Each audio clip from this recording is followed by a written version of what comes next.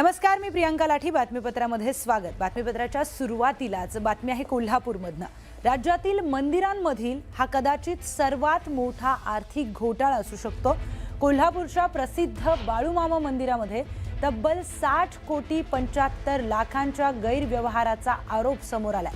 या घोटाळ्याशी संबंधित कागदपत्र न्यूज 18 मराठीच्या हाती लागली आहेत. विशेष म्हणजे या प्रकरणामध्ये उपनिबंधक रागिणी खडके यांच्यासह तिघांच्या विरोधात गुन्हा दाखल झालाय. असं असतानाही खडके अद्याप फरार असल्याची माहिती समोर आली आहे. दुसरीकडे तक्रारदारांनी तत्कालीन सहाय्यक धर्मदाय आयुक्त निवेदिता पवार यांच्यावरही या संपूर्ण कथित घोटाळ्यामागे हात असल्याचा गंभीर आरोप केलाय. बाळूमामा मंदिरातील तब्बल 60 कोटी 75 लाखांच्या कथित घोटाळ्याची संपूर्ण कहाणी आता समोर आली आहे.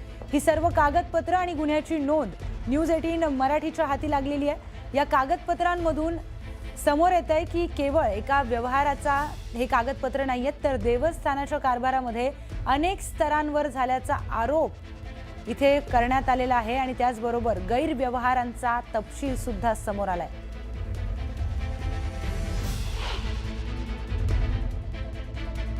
– 2021 पासून आम्ही हा लढा देत आहे. आजपर्यंत आपल्याला हा लढा देत असताना बराचसा अडथळा आला आणि त्या अडथळ्यातून आम्ही मार्ग काढत, तो पण कायद्याने मार्ग काढत आज इथंपर्यंत आलो आहे. ह्या लढ्याला 100% निश्चितच यश येईल.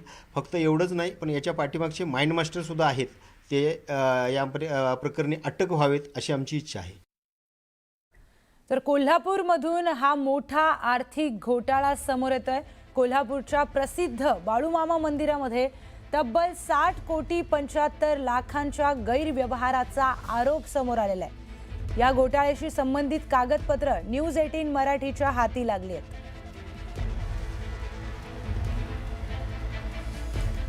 तर या संदर्भात अधिकची माहिती आपण जाणून घेऊयात आमचे प्रतिनिधी ज्ञानेश्वर साळोखे यांच्याकडून. ज्ञानेश्वर, 60 कोटींपेक्षा मोठा घोटाळा, त्यानंतर उपनिबंधक सुद्धा फरार आहेत. काय अधिकची माहिती?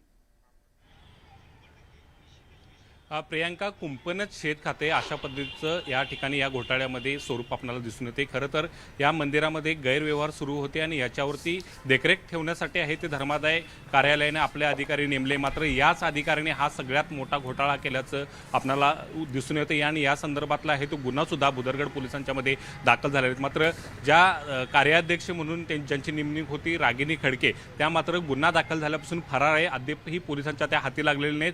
7 ते 7 दिवस झाला हा गुन्हा दाखल होऊन, मात्र त्या अद्यापही त्यांच्या हाती लागलेले नाहीत आणि या गुन्ह्याची व्याप्ती आता जवळपास वाढण्याची शक्यता आहे, ती नाकारता येत नाही. अनेक जण आहेत ते त्याची कागदपत्रे आहेत ते लपवण्याचा प्रयत्न करतात किंवा पुरावे नष्ट करण्याचा प्रयत्न आहे ते करताना आपल्याला दिसून येतात. त्यामुळे पोलिसांनी या सगळ्यांच्याच मुसक्या लवकरात लवकर आवळाव्यात अशा पद्धतीची मागणी आहे ते भाविकांच्या मधून होताना पाहायला मिळते. खरं तर बाळूमामा हे प्रसिद्ध देवस्थान आहे. अनेक लोक या ठिकाणी आहेत ते आपल्या दानपेटीमध्ये पैसे देत असतात. 19 बग्गे जवळपास या बाळूमामा मंदिराचे आहेत आणि या बग्ग्यातून निर्माण होणारा जो निधी आहे जे भाविक दानपेटीत टाकतात त्यामध्ये मोठ्या प्रमाणात अपरातपर झाले. अपरातपराची ही एकच घटना नाही, तर वेगवेगळ्या स्वरूपातले अपरातपर झालेले, जसे की आपल्या हाती कागदपत्र लागल्यात त्यामध्ये जमिनीच्या व्यवहारामध्ये मोठ्या प्रमाणात आहे ते अपरातपर झाल्याचं दिसून येते. कारण एक जमीन आहे ते आदल्या दिवशी 20 लाखाला खरेदी दाखवली जाते आणि त्यानंतर दस्तमध्ये नोंदणी करून ती पुन्हा 3 कोटी रुपयांना खरेदी आहे ती दाखवली जाते. नेमका हा प्रकार कशा पद्धतीने केला गेला याची पाळीमुळे आता शोधणं हे पोलिसांच्या समोर आव्हान असणार आहे. कारण या गुन्ह्यातले मुख्य आरोपी रागिणी खडके ज्या कार्याध्यक्ष होत्या त्या सध्या फरार आहेत. त्यांच्यासोबत इतर 3 जणांच्यावरती सध्या गुन्हे दाखल आहेत. मात्र या गुन्ह्याची व्याप्ती वाढताना दिसून येते. कारण या रागिणी खडके यांची नेमणूक करणाऱ्या ज्या निवेदिता पवार आहेत त्यांनी या प्रकरणामध्ये मोठ्या प्रमाणात हात धुवून घेतल्याचा आरोप आहे तो तक्रारदारांच्याकडून होते. कारण त्यांचं पाठबळ असल्याशिवाय त्या कोणत्याही पद्धतीचे हे कृत्य करणार नाहीत आणि त्यांच्यावरती प्रामुख्याने या सगळ्यांचा आरोप होते आणि त्यामुळे त्यांना सुद्धा या प्रकरणी आरोपी करावा अशा पद्धतीची मागणी आता जोर धरताना पाहायला मिळते. पोलिसांच्या तपासामध्ये नेमका आता काय पुढे येणार हे पाहणं महत्त्वाचंच नाही. मात्र राज्यातल्या सगळ्यात मोठा मंदिरातला घोटाळा हा म्हटला जाईल का घोटाळा आहे तो या ठिकाणी दिसून येते. 60 कोटी प्रकरणी आहे ते गुन्हा दाखल झाले. मात्र याची व्याप्ती जवळपास 600 कोटीपर्यंत जाईल अशा पद्धतीची शक्यता आहे ते तक्रारदार व्यक्त करत आहेत. त्यामुळे पोलीस या मुळापर्यंत जातात का हे सुद्धा आता पाहणं महत्त्वाचं असणार आहे. प्रियंका, निश्चितच ज्ञानेश्वर, या देवस्थानामध्ये अनेक स्तरांवर गैरव्यवहार झाल्याची माहिती आहे. दुसरीकडे आपण बघतोय धर्मदाय आयुक्त निवेदिता पवार यांच्यावर सुद्धा या घोटाळ्यामागे हात असल्याचा गंभीर आरोप करण्यात येतोय. त्या संदर्भात काय माहिती?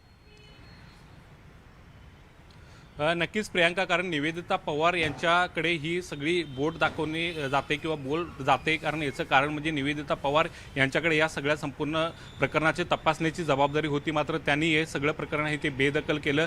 या ठिकाणी रागिनी खडके यांची नेमणूकसुद्धा करताना त्यांनी अत्यंत बायस पद्धतीनं आहे ते केल्याचं आपल्याला पाहायला मिळते. कारण यापूर्वी 3 अधिकाऱ्यांची इथं नेमणूक होती, मात्र रागिनी खडके या एकमेव अधिकाऱ्यांची या ठिकाणी नेमणूक करून एकतर्फी कारभार आपल्या हातामध्ये घेतल्याचं दिसून येते. आणि सीईओची या ट्रस्टवरती नेमणूक करताना सुद्धा निवेदिता पवार यांनी अगदी एका कागदावरती, साध्या कागदावरती नोट लिहून या सीईओची नेमणूक या ठिकाणी केली आहे. अशा पद्धतीनं सरकारी अधिकाऱ्यांना करता येत नाही. त्याच्या पद्धतीचे काही नियमावली असतात. या सीईओना नेमलं, त्या सीईओची कागदपत्रंसुद्धा यांच्याकडे अद्याप ही उपलब्ध नाही. अनेक वेळा माहिती अधिकारी कार्यकर्त्यांनी ही कागदपत्र मागवण्याचा प्रयत्न केला, शैक्षणिक कागदपत्र मागवण्याचा प्रयत्न केला, मात्र ती कागदपत्र दिली गेली नाहीत. ही कागदपत्र सुद्धा गहाळ करण्याचा प्रयत्न आहे तो या सगळ्या प्रकरणात झाला. आता सुद्धा या प्रकरणामध्ये जर पोलिसांच्या हाती खडके नाही लागल्या तर अनेक कागदपत्र गहाळ होण्याची शक्यता आणि पुरावे नष्ट करण्याची शक्यता सुद्धा नाकारता येत नाही. आणि त्याचमुळे एकूणच या प्रकरणाच्या मुळाशी जाण्याची मागणी आहे ती सगळे तक्रारदार करताना दिसून येतात. बरोबर आहे. या प्रकरणामध्ये आणखी काही महत्त्वाचे अपडेट समोर आले तर तेही तुमच्याकडून जाणून घेणार आहोत. ज्ञानेश्वर, धन्यवाद दिलेल्या माहितीसाठी. तर यानंतर तक्रारदार अरुण हत्ती यांची प्रतिक्रिया समोर आलेली आहे. त्याचबरोबर एका भाविकाची सुद्धा प्रतिक्रिया समोर आली आहे, पाहूयात. बाळूमामा ट्रस्टमध्ये अनेक वेळा आम्ही ह्याच्यात आहे तक्रारीमध्ये. या तक्रारीमध्ये बाळूमामाच्या कारभार स्वच्छ चालावा आणि स्वच्छ तिथे ट्रस्टी नसल्यामुळे तिथे कारभार चुकीच्या पद्धतीने चालू आहे, त्याची चौकशी व्हावी आणि ह्यात कोण दोषी आहेत त्यांना कठोर कारवाई व्हावी एवढीच आमची तक्रारदाराकडून इच्छा आहे. भाविकातून तीव्र संताप होत आहे. त्यांची चौकशी व्हावी. 100 अपराध या लोकांनी सह केलेला आहे, त्यामुळे यांचा पापाचा गडा सगळा भरलेला आहे. मामाने यांना शिक्षा दिलेली आहे. याची निपक्षपात चौकशी होऊन यांना कठोर शिक्षा व्हावी एवढीच आमची भाविका म्हणून इच्छा आहे. सातारा जिल्हा मध्यवर्ती बँक निवडणुकीच्या पार्श्वभूमीवर कोडोली ग्राम विकास सेवा सोसायटीमध्ये मतदानाचा अधिकार देणाऱ्या ठरावासाठी पैशांची बोली लावल्याचा प्रकार समोर आलाय. 70,000 रुपयांपासून सुरू झालेली ही बोली अखेर 2 लाख रुपयांपर्यंत पोहोचल्याचं सांगितलं जात आहे. या प्रकारामुळे सहकार क्षेत्रातील पारदर्शकतेवर प्रश्नचिन्ह उपस्थित झालेत. निवडणुकीपूर्वी राजकीय वातावरण देखील तापलंय. तर अतिशय गंभीर प्रकार सातारा जिल्हा बँक निवडणुकीमध्ये पाहायला मिळतोय. इथे बोली लावण्यात आल्याचा प्रकार समोर आलेला आहे. सोसायटीमध्ये मतदानाचा अधिकार देणारा या ठरावासाठी पैशांची बोली लागलेली आहे. सातारा जिल्हा मध्यवर्ती बँक निवडणुकीच्या पार्श्वभूमीवर कोडोली ग्राम विकास सेवा सोसायटीमध्ये इथे मतदानाचा अधिकार देणाऱ्या ठरावासाठी बोली लावण्याचा धक्कादायक प्रकार समोर आलाय. अधिकची माहिती जाणून घेऊयात आमचे प्रतिनिधी विशाल पाटील यांच्याकडून. विशाल, 70,000पासून 2 लाखांपर्यंत बोली लावल्याचं बोललं जात आहे, काय अधिकची माहिती? हा नक्कीच. हा यशवंतराव चव्हाण जे महाराष्ट्राचा मंगल कलश आणणारे होते त्यांच्या भूमीमध्ये कराडमध्ये हा प्रकार घडलेला आहे. कराड तालुक्यातील कोडोली सोसायटीमध्ये. खरं तर अशा पद्धतीची ही पहिलीच घटना असेल कदाचित राज्यामध्ये. अशा पद्धतीने ठराव हा जिल्हा बँकेसाठी घेताना बोली लावण्याचा प्रकार घडलेला आहे. सातारा जिल्हा बँक काही दिवसावरती निवडणूक लागलेली आहे आणि ही निवडणूक पार पाडण्यासाठी 5 ऑगस्टपर्यंत ठराव द्यायचे आणि हे ठराव देण्यासाठी जे संचालक असतात त्यामधून एकाला तो अधिकार दिला जातो. मग तो अधिकार देताना सातारा जिल्ह्यात गेल्या 15 दिवसामध्ये राजकारण तापलेलं आहे. याचं उदाहरण म्हणजे जावली तालुक्यात बांधकाम मंत्री शिवेंद्रराजे भोसले यांच्या समोर ठराव घेण्यावरून राडा झाला होता. जावली तालुक्यात पोलीस बंदोबस्त ठराव घ्यावे लागले होते. तसंच कराड तालुक्यातील मालखेडमध्ये या ठरावावरून मारामारीचे प्रकार घडले. पोलीस ठाण्यापर्यंत केसेस झाल्या. मात्र हे सर्व प्रशासकीय यंत्रणेच्या कायदा कचाट्यात होत होतं. मात्र जो आता कोडोलीत प्रकार होतोय तो धक्कादायक बोली लावली जाते आणि ही बोली पैशामध्ये लावली जाते आणि त्यासाठी या पद्धतीनं कोणता यशवंत विचार या ठिकाणी जपला जातोय हा प्रश्न कराडकरांना आता पडू लागलेला आहे.